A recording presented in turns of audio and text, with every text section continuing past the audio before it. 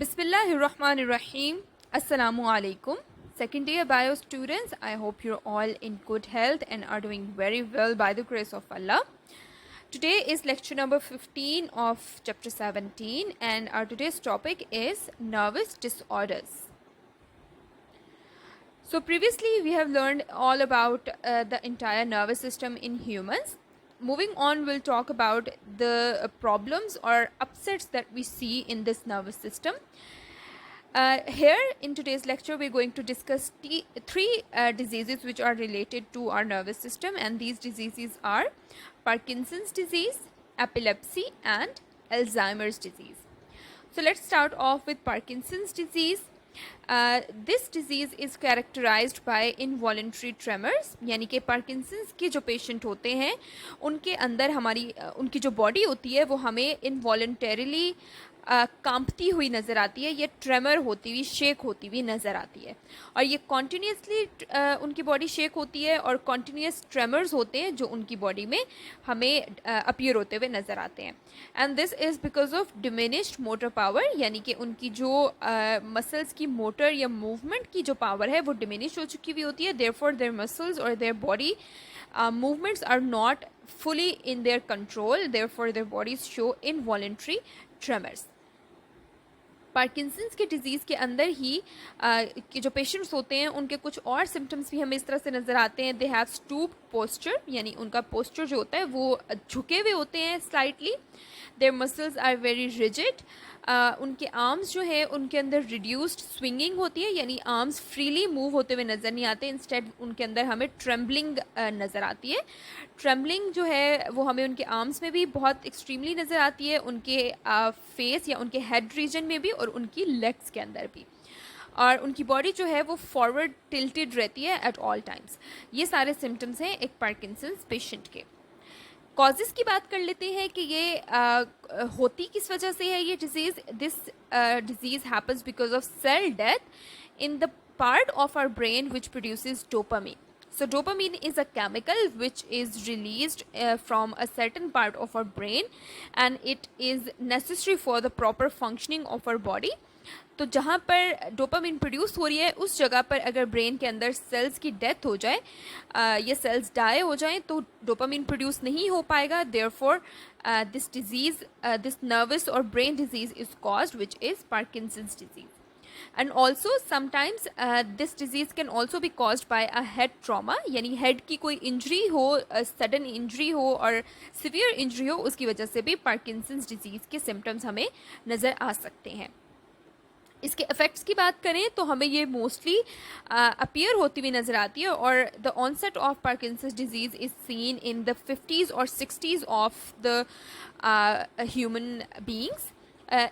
इस एज में या इस टाइम पीरियड ऑफ लाइफ में ये डिज़ीज़ का ऑनसेट हमें ज़्यादा नज़र आता है. And also it's a progressive disease which means it's a very slowly progressing disease और काफ़ी टाइम तक ये प्रोग्रेस कर सकती है. The patients can live for many years और उनके अंदर हमें इसकी जो कंडीशन है वो बहुत स्लोली इवॉल्व होती हुई नज़र आती है पार्किंसंस डिज़ीज़ की. अब इसके ट्रीटमेंट की अगर हम बात करें कि इसको फ़िलहाल किस तरह से ट्रीट किया जा रहा है, there is a drug which is called L-DOPA which is currently used for the cure of Parkinson's disease. Also, there is a naturally occurring protein which is called GDNF. It's called glial cell line derived neurotrophic factor. ये protein जो है this is currently being tested as a treatment for Parkinson's disease in lab animals and it is hoped that in the future this protein will be used as a drug for the treatment of Parkinson's disease. Moving on, we have epilepsy. Epilepsy is characterized by convulsive disorders of nerves. Convulsive मतलब इस तरह से जैसे sudden unconsciousness या sudden attacks की form में हमें epilepsy नज़र आती है.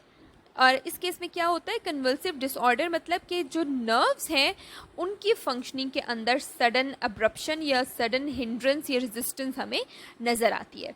It is characterized by abrupt और transient symptoms of sensory motor और ऑटोनोमिक नेचर, यानी सेंसरी हमारे जो नर्वस सिस्टम का पार्ट है, या मोटर पार्ट या ऑटोनोमिक जो नर्वस सिस्टम हमारा है, इन रीजन्स के अंदर अब्रप्ट, अचानक और ट्रांजिएंट इस तरह के होते हैं जो कि सडनली अपीयर होते हैं और फिर डिसअपियर हो जाते हैं, and after some time they appear once again, यानी कि वो ऑन एंड ऑफ आते जाते रहते हैं।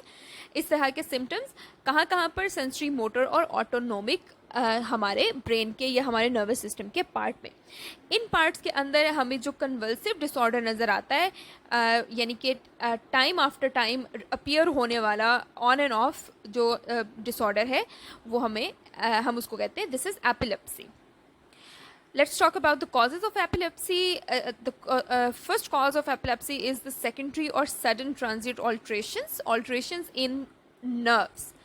Nerves के अंदर अगर किसी वजह से alterations इस तरह की हों which are secondary, यानी कि direct नहीं, indirect कोई इफ़ेक्ट हो, और या फिर कोई इस तरह का सडन ट्रांजिएंट हो जो कि once again like I said which appears time after time, किसी भी वजह से वो हो सकता है। अगर इस तरह की ऑल्ट्रेशन हमारी नर्व्स के अंदर हो तो उससे क्या होता है, there is a rapid electric discharge in the grey matter. So this is very important, this is actually the cause of epilepsy. इसमें क्या होता है कि जो हमारे इलेक्ट्रिक करंट्स या सिग्नल्स जो हमारे पास हो रहे हैं हमारे ब्रेन से हमारे स्पाइनल कॉर्ड के अंदर, तो स्पाइनल कॉर्ड का जो ग्रे मैटर है, ग्रे एरिया है, वहाँ पर बहुत ज़्यादा इलेक्ट्रिक डिस्चार्ज होना शुरू हो जाता है, जिसकी वजह से एपिलेप्सी कॉज हो सकती है। So if you are asked about the cause of epilepsy, this is what you have to answer. Talking about the effects of epilepsy, its onset is seen before the age of 30, यानी कि at quite a young age, epilepsies can start appearing in a person, and also it can also be affected by emotional disturbance, यानी कि किसी ऐसा person जो already किसी disorder का शिकार है या किसी इस तरह के अपसेट उसके नर्वस सिस्टम में हो गया है, if such a person is going through an emotional disturbance, this emotional disturbance can act as a trigger as well, which can lead towards epilepsy. Talking about its treatment, इसके treatment के लिए जो test किया जाता है epilepsy का, that is called electroencephalography. So this is also an important information. Electroencephalography is the test for epilepsy, और इसके ट्रीटमेंट के लिए कौन सी चीज़ें इस्तेमाल होती हैं, there are anticonvulsant drugs, इस तरह की ड्रग्स दी जाती हैं, इस तरह की मेडिसिन यूज़ की जाती हैं जिसकी वजह से ये सडन अटैक्स जो हैं, ये सडन जो डैमेज हमें अपीयर होता हुआ नज़र आता है, ये स्टॉप हो सके। And also it is observe that the people who have epilepsy show even severe symptoms or show worse conditions when they intake alcohol. Therefore, these patients are prescribed by their doctors to avoid alcohol. Lastly, we have Alzheimer's disease. Alzheimer's disease के अंदर first of all तो इसका नाम इस वजह से है because it was discovered by a scientist called Alzheimer in the early 1900s. In this disease there is a decline in brain function, यानी overall जो हमारे brain का function है वो slow हो जाता है या वो कम हो जाता है, जिसकी वजह से it shows similar symptoms to dementia. Dementia is called as memory loss. Dementia हम in general जो memory loss की बीमारी है उसको कहते हैं. So एल्जाइमर्स के अंदर ब्रेन फंक्शन रिड्यूस हो जाता है जिसकी वजह से मेमोरी लॉस के जो सिम्टम्स हमें नज़र आते हैं, this disease is called Alzheimer's disease. Alzheimer और डिमेंशिया का अगर हम डिफरेंस देखें तो Alzheimer's is a specific brain disease that accounts for 60 to 80% dementia cases, यानी डिमेंशिया एक बड़ी टर्म है और उसका एक कॉज जो है वो एल्जाइमर्स भी हो सकता है। So dementia is a general term for the symptoms which include memory loss. So हम ये कह सकते हैं कि डिमेंशिया जनरली एक मेमोरी लॉस की बीमारी है जिसका एक कॉज एल्जाइमर भी हो सकता है।